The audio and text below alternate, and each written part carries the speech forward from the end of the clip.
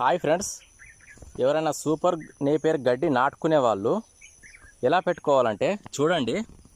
ఇది పొలంలో ఉన్న ఈ గట్టు ఉంటుంది కదా, గట్టుకు ఒక మూరెడు దూరం పెట్టుకోవాలి. చూడండి, అయితే ఏంటంటే గట్టు పక్క పొలం పెట్టుకుంటే ఇప్పుడు చూడండి, నేను ఇక్కడ పెట్టినా, దీని పిలకలు కోసిన కొద్దీ రాను గట్టు పైకి వస్తున్నాయి. ఇది ఎప్పుడన్నా చెడగొట్టుకునేటప్పుడు ఇది గడ్డి తీసేసుకోవాలి, పొలం నాటేసుకోవాలి అన్నప్పుడు ఇది ఇలా దీని పైకి రావడం వల్ల ఇది తీసేరా అన్నమాట.